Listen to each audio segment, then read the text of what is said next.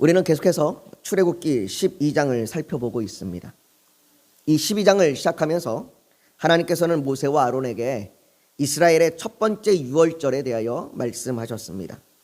하나님께서는 이스라엘 백성들이 흠없는 어린 양을 잡아 그 피를 문 임방과 좌우 설주에 뿌림으로 각 집의 마다들에게 임하는 죽음을 넘어갈 것이라고 말씀하셨고, 이스라엘 백성들은 그것을 믿음으로 그것에 순종하여 어린 양을 잡아 그 피를 문에 뿌렸습니다. 하나님께서는 그 첫 유월절을 지내면서 이스라엘 백성들에게 24절에 이렇게 말합니다. 너희는 이 일을 규례로 삼아 너희와 너희 자손이 영원히 지킬 것이니라. 그러니까 이 첫 유월절에 드려졌던 이 유월절의 규례는 그들이 첫 유월절에만 드려지는 것이 아니라 그들이 계속해서 그 유월절의 규례를 지켜야 했습니다. 뿐만 아니라 27절에는 너희는 이르기를 이는 여호와의 유월절 제사라. 여호와께서 애굽 사람에게 재앙을 내리실 때에 애굽에 있는 이스라엘 자손의 집을 넘으사 우리의 집을 구원하셨느니라 하라 하매 백성이 머리 숙여 경배하니라 라고, 이 유월절의 규례를 너희만 지킬 뿐만 아니라 너희 자녀들에게 계속해서 알려서 너희 자녀들이 이것이 무엇인지 알게 하고 왜 이것을 드려야 하는지를 알게 하라. 너희가 계속해서 이것들을 기억하고 기념하며 지키라라고 말씀하셨습니다. 그들이 첫 유월절을 맞이한 그 밤에 애굽의 모든 집마다 바로에서부터 감옥에 있는 자들에게까지 높은 자에서부터 낮은 자에게까지 그 모든 자들에게 죽음이 임했습니다. 그러나 하나님의 말씀대로 문에 어린 양의 피를 바른 집마다 죽음에서 구원함을 받았습니다. 그리고 그 밤에 이스라엘은 애굽에서 나왔습니다. 애굽에서 종되었던 그들이 430년 만에 하나님의 말씀대로 애굽에서 나와 자유인이 되었습니다. 그들은 더 이상 애굽의 권세와 애굽의 지배하에 있지 않습니다. 출애굽기 12장 42절은 이 밤은 그들을 애굽 땅에서 인도하여 내심으로 말미암아 여호와 앞에 지킬 것이니 이는 여호와의 밤이라 이스라엘 자손이 다 대대로 지킬 것이니라 라고, 하나님께서 이스라엘을 구원하신 그 밤, 그 구원의 밤, 그 유월절의 밤, 이것을 지키라고 말씀하십니다. 왜 이토록 출애굽기 12장이 이스라엘이 받은 그 구원, 이스라엘이 애굽에서 나온 그 구원을 말하면서 유월절을 강조하는 것일까요? 이스라엘이 어떻게 구원받았느냐, 그들이 구원받았다라고 하는 그 놀라운 사실보다 12장에서 더 강조하고 있는 것이 유월절 사건입니다. 왜 이 12장은 애굽의 구원을 얘기하면서 이토록 유월절을 강조하는 것일까요? 하나님께서 왜 이토록 이스라엘 백성에게 이 유월절 규례를 중요하게 여기시는 것일까요? 이것이 하나님께서 예수 그리스도를 통하여 이루고자 하시는, 그 예수 그리스도를 통해서 이루시는 그 모습을 보여주는 것이기 때문입니다. 즉, 이 애굽이 그 맛본 그 애굽의 구원, 애굽으로부터 나온 그 구원, 그 사건도 물론 놀라운 일이지만 그 사건을 바라볼 때 그 사건만 우리가 바라보는 것이 아니라 그 사건을 통하여 우리는 예수 그리스도께서 이루신 모든 민족을 향한, 모든 열방을 향한 그 구원을 우리는 바라보게 되는 것입니다. 그렇게 우리는 이 유월절 규례를 살펴볼 때마다 예수 그리스도를 통한 나를 향한 구원, 모든 민족을 향한 구원, 우리를 향한 그 구원을 보게 되는 겁니다. 유월절에 함께 고기를 먹으며 만찬에 참여하는 이들의 모습을 통해 유월절 그 밤 예루살렘에서 제자들과 함께 떡과 포도주를 나누며 자신을 기념하라 하신 예수 그리스도를 보게 되는 것이고, 유월절에 잡은 흠없는 어린 양을 통해 유월절에 십자가에 달리신 어린 양 되신 예수 그리스도를 보게 되는 것입니다. 유월절 어린 양의 피가 애굽에서 이스라엘을 구원하신 것을 보면서 우리는 예수 그리스도의 피가 우리를 어둠의 권세와 죄로 인한 영원한 저주에서 구원하셨다는 사실을 보게 됩니다. 이건 오늘 본문도 마찬가지입니다. 우리가 오늘 본문을 볼 때에도 단순히 오늘 본문의 사건을만을 보는 것이 아니라 오늘 본문의 사건이 예수 그리스도를 통하여 우리에게 어떻게 이루어졌는지를 우리는 보게 됩니다. 오늘 본문은 이미 이스라엘이 첫 유월절을 보내고 장정 60만에 그 60만가량의 장정이 430년 만에 애굽에서 나온 사건을 말한 이후에 또다시 그들이 보낸 첫 번째 유월절을 반복해서 말하고 있습니다. 그래서 어찌 보면 오늘 본문의 이 말씀이 이곳에 위치한 것이 아니라 12장 앞부분에서 이스라엘 백성들이 첫 번째 유월절을 보내는 그 사건에 등장하는 것이 더 자연스럽습니다. 그러나 모든 성경이 하나님의 감동으로 기록되었다는 사실을 우리가 믿는다면 오늘 본문의 말씀 또한 하나님의 감동으로 기록된 것이고 하나님께서 의도적으로 이곳에 오늘 본문을 두셨다고 생각할 수 있습니다. 그리고 우리는 그 하나님의 그 의도, 왜 하나님께서 굳이 이곳에 오늘 본문의 말씀을 두셔서 뭔가 좀 자연스럽고 뭔가 부자연스럽고 뭔가 좀 어색하지만 하나님께서 이곳을 통해서 우리에게 하시고자 하는 말씀을 우리는 발견할 수 있어야 합니다. 그렇다면 우리가 발견할 수 있는 하나님의 의도가 무엇입니까? 왜 하나님께서는 이 본문을 이곳에 두셔서 우리에게 무엇을 말씀하시고자 하시는 것일까요? 하나님께서는 구원받은 자들, 다시 말해 하나님 나라의 잔치에 참여하는 자들, 그들이 누구인지에 대하여 오늘 본문을 통하여 우리에게 말씀하시고자 하는 것입니다.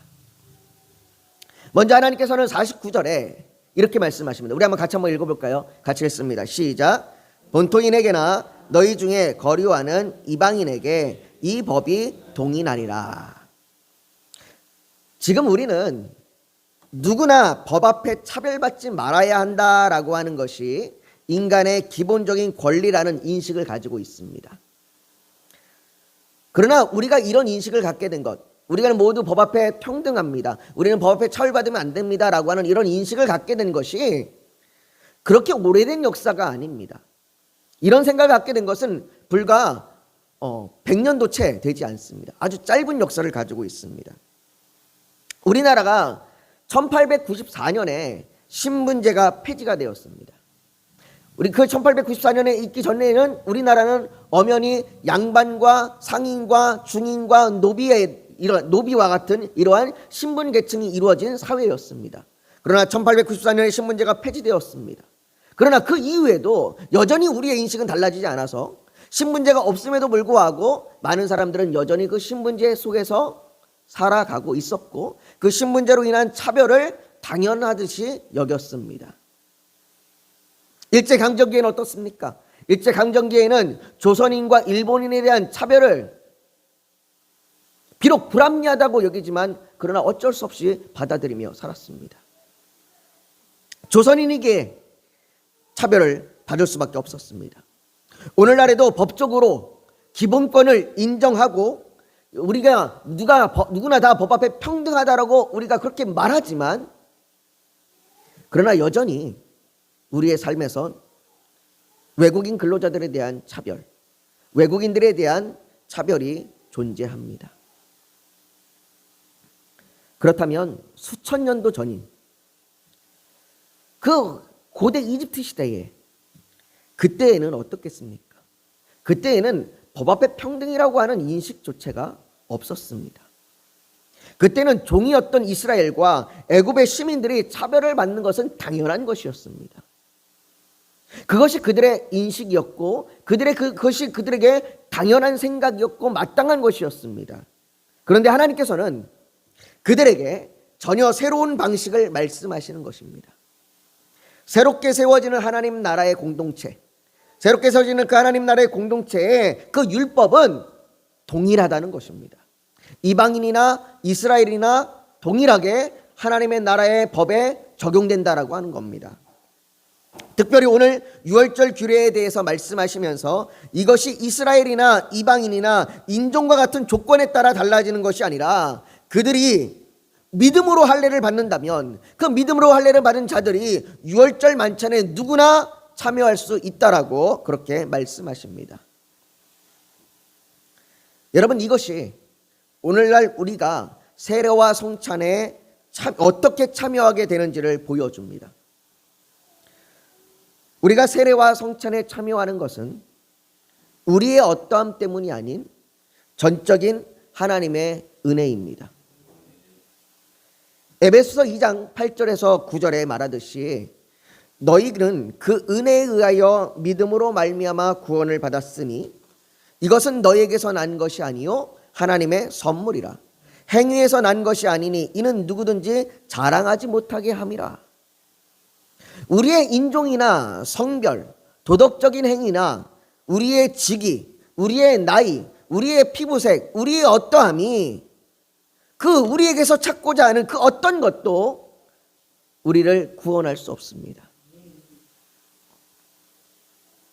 그래서 우리가 주의 세례에 참여하고 우리가 주의 성찬에 참여한 것은 전적인 하나님의 은혜입니다.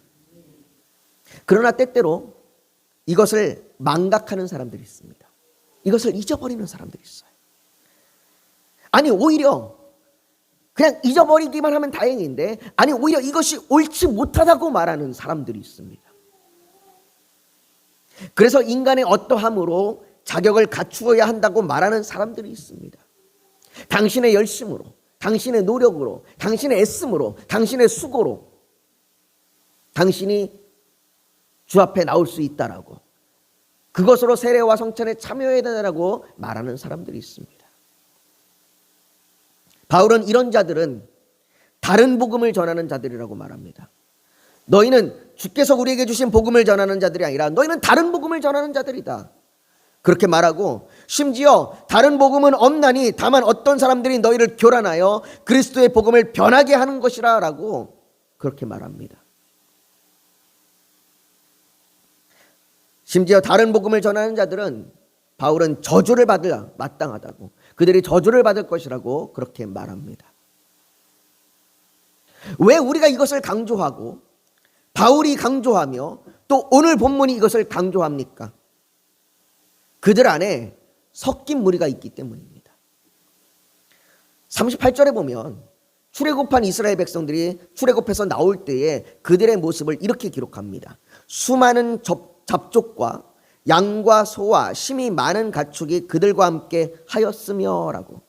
이스라엘 백성들이 애굽에서 나올 때에 이스라엘 백성들만 나온 것이 아니라 이스라엘 백성들과 함께 섞여서 여기서 얘기하는 잡족, 즉 다른 사람들, 이스라엘 백성들이 아닌 다른 이방인들도 함께 나왔다라고 이야기합니다.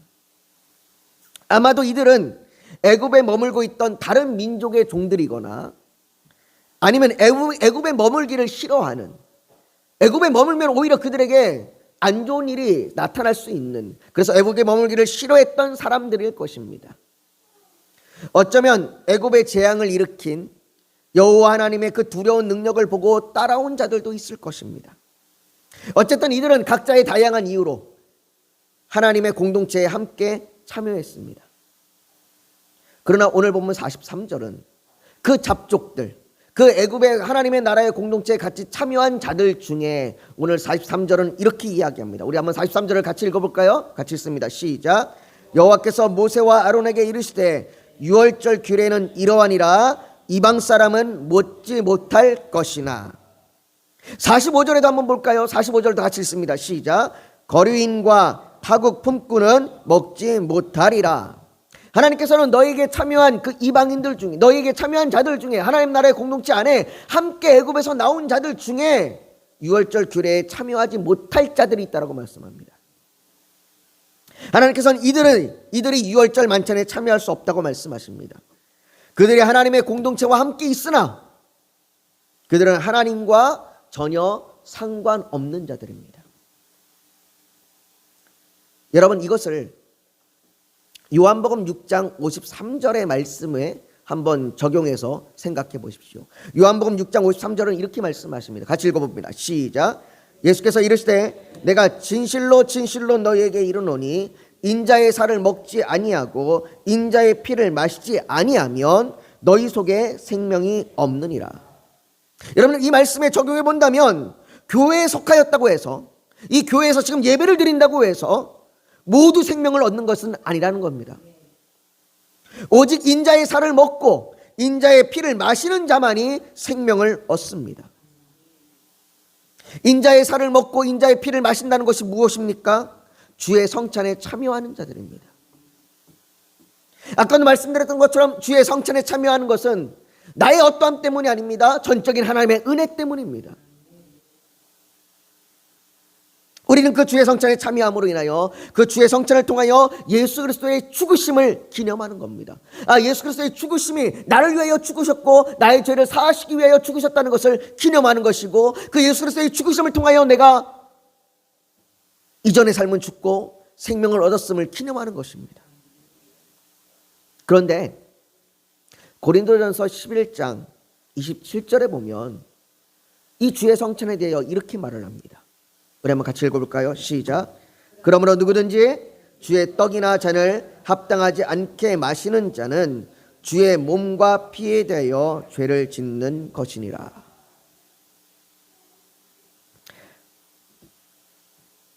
예배 교회 가운데 같이 참여하여 어쩌면 교회에 진행되는 절차에 따라 세례를 받았고 그리고 성찬에도 참여할지 모르겠습니다. 그러나 그들 중에 혹이라도 합당치 못하게 받는 자들이 있다라면 그는 오히려 주의 몸과 피에 대하여 죄를 짓는 것이라고 말합니다. 그러면 누가, 어떤 자들이 합당치 않게 주의 성찬에 참여하는 자들입니까? 주의 성찬에 합당치 않게 참여한다는 것이 도대체 무엇을 말하는 것입니까? 종교개혁자였던 존 칼빈이라고 하는 분이 쓴 기독교 강요에 보면 이 주의 성찬에 합당치 않게 참여하는 자들에 대해 이렇게 이야기합니다. 제가 한번 읽어드릴게요. 같이 잘 한번 들어보십시오. 티끌만큼도 믿음이 없고 사랑에 대한 열심도 전혀 없이 그저 돼지처럼 주의 성찬에 취하는 그런 사람들은 주의 몸을 분별하지 않고 먹고 마시는 것이다. 그 몸이 자기들의 생명임을 믿지 못하는 만큼 그 몸을 모욕하며 그 모든 위엄을 빼앗는 것이며, 따라서 그런 상태에서 성찬을 받게 되면 그것은 그리스도의 몸을 욕되게 하고 더럽히는 것일 수밖에 없다. 존 칼빈은 이렇게 말합니다. 합당하지 않게 먹고 마시는 자가 누구냐? 믿음 없이 하나님의 사랑에 대해서 알지도 못하면서 그저 자기가 형식적인 절차에 따라서 세례를 받았다라고 하는 그것만으로 주의 성찬에 합당치 않게 참여하는 겁니다. 이렇게 주의 성찬에 합당치 않게 먹고 마시는 자, 그는 쫓겨날 것입니다. 믿음 없이 주의 성찬에 참여하여 그 주의 성찬에 참여하는 자들은 쫓겨날 것입니다. 그는 마태복음 22장에 예복을 입지 않고 혼인잔치에 참여했던 자와 똑같습니다. 예복을 입지 않고 혼인잔치에 참여했던 자가 어떠한 결말을 맞지 않습니까? 성경에 보면 이렇게 얘기합니다. 친구여, 어찌하여 예복을 입지 않고 여기 들어왔느냐 하니 그가 아무 말도 못하거늘 임금이 사환들에게 말하되 그 손발을 묶어 바깥 어두운 데에 내어주라. 거기서 슬피 울며 이를 갈게 되리라. 이 말씀과 같이 그는 슬피 울며 이를 갈게 될 것입니다. 그러나 이스라엘이 아닌 함께 나온 타국인일지라도 이방인일지라도 유월절 만찬에 참여할 수 있는 자들이 있습니다. 오늘 본문 48절에 그들이 누구인지 얘기하는데요. 같이 한번 읽어봅시다. 시작. 너희와 함께 거류하는 타국인이 여호와의 유월절을 지키고자 하거든 그 모든 남자는 할례를 받은 후에야 가까이하여 지킬지니 곧 그는 본토인과 같이 될 것이나 할례 받지 못한 자는 못지 못할 것이니라. 하나님께서는 그들이 할례를 받음으로 하나님의 공동체의 만찬에 참여할 수 있다고 말합니다. 여러분, 할례는 단순히 가입 절차와 같은 행위가 아닙니다. 내가 할례를 행해야만 이 교회에 가입되는 이런 절차, 이런 가입 절차가 아닙니다. 교회에서 하는 새신자 교육처럼 이 새신자 교육과 같은 어떤 코스를 거쳐야만 교회 등록 교인이 되고 하는 이런 가입 절차가 아닙니다. 할례라고 하는 것은 창세기 17장 11절에 보면 아브라함에게 이렇게 말씀하십니다. 너희는 포피를 베어라. 이것이 나와 너희 사이에 언약의 표징이라. 하나님께서 할례를 언약의 표징이라고 말씀하십니다. 언약을 상징하는 것이라고 말합니다. 다시 말해 할례는 언약이 없이는 아무것도 아닙니다. 언약이라고 하는 것이 없으면 할례는 아무 의미가 없는 겁니다. 마치 결혼의 관계가 없이 우리가 결혼해서 살지도 않는데 결혼 반지만 끼고 있다고 해서 결혼이 성립되지 않는 것처럼 할례가 언약이 없이는 아무것도 아닙니다. 그렇다면 하나님께서 아브라함과 맺은 언약이 무엇입니까? 17장 7절과 8절에 보면 이렇게 얘기합니다. 내가 내 언약을 나와 및 내 대대 후손 사이에 세워서 영원한 언약을 삼고 너와 내 후손의 하나님이 되리라. 내가 너와 내 후손에서 내가 거류하는 이 땅 곧 가나안 온 땅을 주어 영원히 기업이 되게 하고 나는 그들의 하나님이 되리라. 즉 할례를 받는다는 것, 내가 이방인이나 내가 이스라엘이 아니었으나 내가 할례를 받는다라고 얘기하는 것은 그냥 어떤 하나의 가입 절차를 통과하는 그러한 과정이 아니라 내가 할례를 받았다는 것은 내가 하나님과의 관계 가운데 그것을 믿음으로 고백하는 겁니다. 하나님이 나의 하나님이 되고 내가 하나님의 백성입니다. 내가 전에는 이방인이었으나 이제는 내가 하나님의 백성입니다. 전에는 내가 하나님의 공동체와 전혀 상관이 없었으나 이제는 내가 하나님의 백성입니다. 라고 믿음으로 고백하는 겁니다. 그렇게 타국인이 할례를 받았다는 것은 그가 하나님을 나의 하나님으로 믿고 고백하며 따르겠다는 표시입니다. 그래서 할례는 형식적인 할례가 아닌 그냥 단순히 형식적인 하나의 절차를 통과하는 그런 할례가 아닌 할례의 진정한 의미는 너희는 마음의 할례를 행하고 다시는 목을 곧게 하지 말라라는 이 말씀과 같이 마음의 할례를 받는 겁니다. 그 마음의 할례와 함께 이루어져야 합니다. 그리고 이것은 타국인이나 이스라엘이나 차이가 없습니다. 타국인들만 마음의 할례를 받아야 되는 것이 아니라 이스라엘 사람들도 마찬가지로 마음의 할례를 통하여 이 할례가 증표가 되어야 되고 증표가 되어야 됩니다. 오늘 49절에 말하지 않습니까? 본토인에게나 너희 중에게 거류하는 이방인에게나 이 법이 동일하니라.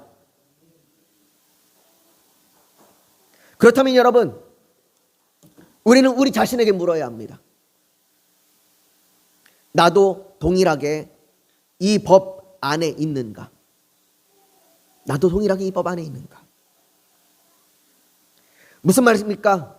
타국인이나 이스라엘이나 모두 믿음으로 할례를 받아 유월절 만찬에 참여한 것과 같이 나도 믿음으로 세례를 받아 하나님의 공동체와 주의 성찬에 참여하고 있는가? 나를 돌아봐야 합니다. 나의 다른 어떤 것이 내가 주의 세례에, 주의 성찬에, 주의 그 구속하심에 참여할 수 있게 하는 것은 아무것도 없습니다. 오직 믿음으로 세례를 받고 믿음으로 고백하여 그 믿음으로 주의 성찬에 참여하는 겁니다. 로마서 6장 3절과 4절에 말합니다. 무릇 그리스도 예수와 합하여 세례를 받은 우리는 죽으심과 합하여 세례를 받은 줄을 알지 못하느냐. 그러므로 우리가 그의 죽으심과 합하여 세례를 받음으로 그와 함께 장사되었나니 이는 아버지의 영광으로 말미암아 그리스도를 죽은 자 가운데서 살리심과 같이 우리로 또한 새 생명 가운데 행하게 하려 함이라. 이 말씀과 같이 우리의 죄악의 본성은 죽고 그리스도 안에서 새 생명을 얻은 자로 살아가는지, 우리가 그 하나님의 은혜 가운데 믿음으로 그리스도와 연합하고 있는지를 우리는 돌아봐야 합니다. 사랑하는 성도 여러분, 애굽에서 함께 나온 타국인들이 전에 어떤 삶을 살았는지 우리는 알 수 없습니다. 어쩌면 그들 중에는 애굽에서 범죄하고 애굽에서 죄를 짓고 도망쳐 나온 사람도 있을 겁니다. 그러나 그들이 과거에 어떤 삶을 살았는지, 어떤 모습으로 지냈는지 중요하지 않습니다. 하나님께서 이들에게 선언하신 것은 오직 한 가지 율법, 믿음입니다. 로마서 3장 22절은 말합니다. 곧 예수 그리스도를 믿음으로 말미암아 모든 자에게 미치는 하나님의 의인이 차별이 없느니라. 이것은 우리에게도 마찬가지입니다. 우리도 전에는 죄인이었으나 이제는 어린 양이신 예수 그리스도로 말미암아 의롭게 되었습니다. 어쩌면 때때로 우리의 죄가 우리를 괴롭힐 겁니다. 우리가 전에 졌던 그 죄들이 우리를 괴롭힐 것이고 사단은 그 죄를 통하여 우리를 정죄할 겁니다. 네가 전에 어떤 삶을 살았는지 네가 잊어버렸니? 네가 어떤 존재였는지 너 잊어버렸니? 그런 네가 하나님의 자녀라고 말할 수 있니? 지금 너의 모습을 봐. 넌 여전히 그 죄 가운데 있지 않니? 그런 네가 하나님 앞에 자녀라고 얘기할 수 있니? 네가 의롭게 되었다고 얘기할 수 있니? 사단은 계속해서 우리를 그렇게 고발하고 정죄할 겁니다. 어쩌면 그래서 우리는 그 순간 하나님의 사랑을 의심할지도 모르겠습니다. 정말 하나님이 나를 사랑하시나? 그러나 그때 우리가 기억하십시오. 예수 그리스도께서 십자가에서 우리를 향한 모든 진노를 받으셨습니다. 예수님께서 그 모든 진노를 다 이루셨습니다.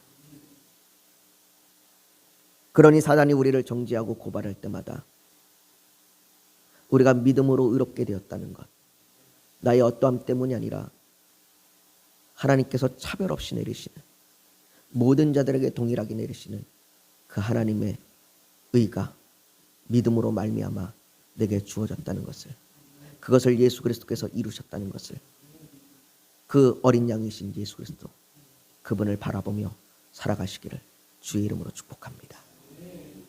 이 시간 우리 오늘 말씀을 기억하며 우리 잠시 기도하며 나아가길 원합니다. 사랑하는 성도 여러분, 하나님께서는 주의 성찬에 참여할 수 있는 자들을 분명하게 말씀하십니다. 오직 주와의 그 믿음 안에 있는 자들, 그 하나님의 은혜로 말미암아 우리에게 주어진 그 믿음 안에 있는 자들만 하나님의 만찬에, 주의 만찬에 참여할 수 있습니다. 우리는 그 믿음으로 주 앞에 나아가고 있습니까? 혹시 내가 어떠한 교회의 절차와 교회의 어떠한 과정을 통해서 그냥 형식적으로 주의 만찬에 참여하고 있는 것은 아닙니까? 우리가 돌아보며 하나님, 내가 믿음으로 주 앞에 의롭게 되었음을, 하나님의 그 차별 없는 그 은혜로 말미암아 내가 하나님의 자녀가 되었음을, 그렇게 나를 위하여 죽으신 예수 그리스도의 그 놀라우신 은혜가 내게 임하였음을 고백하며 나아가고, 그 하나님의 은혜로 인하여 내가 오늘도 주께 예배하며 나아갑니다. 나를 붙드시고 나를 인도하여 주셔서 그 하나님의 충만한 은혜가 오늘 이 시간 내게 가득하게 하여 주시옵소서. 우리가 그렇게 주님 앞에 간절히 부르짖어 기도하며 나아가기 원합니다. 같이 기도하겠습니다. 여러분 잠시 고개 숙여 더 묵상하기를 원합니다. 오늘 하나님 앞에 하나님의 그 차별 없는 그 은혜가 우리 가운데 임하였음을 믿습니다. 그 어린 양이신 예수 그리스도의 그 죽음으로 우리에게 나타내 보여주신, 우리에게 내리신 그 하나님의 은혜가 차별 없이 우리에게 임함을 믿습니다. 그 은혜로 인하여 우리가 주께 예배합니다. 그 은혜로 인하여 우리가 주의 만찬에 참여합니다. 그것이 우리에게 충만케 하여 주시옵소서. 그것이 우리를 새롭게 하여 주시옵소서. 이 시간 그렇게 간절히 소망하며 기도하며 나아가는 그 고백과 결단이 있다면 가슴에 손을 얹어 하나님 앞에 표현하시길 원합니다. 또 오늘 예배를 드리러 나오면서 기도의 제목, 소원이 있어서 주님께 맡기기를 원하신다면 손을 포개에 얹기를 원합니다. 육신이 연약하면 연약한 곳에 믿음으로 손을 얹으십시오. 오늘 하나님께서 성령으로 우리 사이를 운행하시며 우리를 만지시고 치료하여 주실 줄 믿습니다. 하나님 아버지, 우리가 지금 이 시간, 이 아침에 예배를 드릴 수 있는 이 은혜가 얼마나 크지요. 우리가 주의 공동체에 참여하여 함께 떡을 떼며 함께 예배할 수 있음이 얼마나 큰 은혜인지요. 아버지 하나님, 전에는 우리가 죽어 마땅한 자들이었고, 전에는 우리가 이방인과 같은 자들이었으나 우리가 주의 믿음으로 말미암아 하나님의 그 차별 없는 그 은혜로 말미암아 우리가 주의 예배에 참여하여 주께 찬양하며 주께 기도하며 주의 말씀을 들으며 우리가 새롭게 변화되어 나아갈 수 있는 이 은혜가 우리 가운데 얼마나 큰지요. 아버지 하나님, 이 은혜로 말미암아 우리가 주님을 찬양합니다. 이 은혜로 말미암아 우리가 주님 앞에 영광을 돌립니다. 아버지 하나님, 우리가 날마다 이 은혜로 인하여 살아가게 하여 주시고, 우리가 그 사단의 어떠한 정죄와 사단의 어떠한 그 유혹과 우리를 흔드는 그 어둠의 권세가 있을지라도 예수 그리스도를 힘입어 그 예수 그리스도를 믿음으로 담대하며 힘있게 살아가게 하여 주시옵소서. 아버지 하나님, 이렇게 결단하며 가슴에 손을 얹습니다. 우리의 이 결단과 헌신과 이 고백 가운데 하나님 함께 하여 주셔서 우리를 붙드시고 우리에게 그 하나님의 은혜와 성령의 은혜가 성령의 임재로 충만케 하여 주시옵소서. 또한 아버지 하나님, 주께 나올 때에 간절한 기도의 소망, 아버지 하나님의 선한 뜻을 이루고자 하는 그 열망이 우리 안에 있음을 고백합니다. 아버지 하나님, 우리에게 그 하나님의 선한 뜻이 이루어질 수 있도록 우리를 붙드시고 인도하여 주시옵소서. 또한 우리의 육신을 치료하여 주시고 우리 육신에게 우리 육신을 붙들어 주셔서 아버지 하나님, 우리의 육신이 고통스럽게 고통 가운데 있지 않도록 우리를 건져내어 주시옵소서.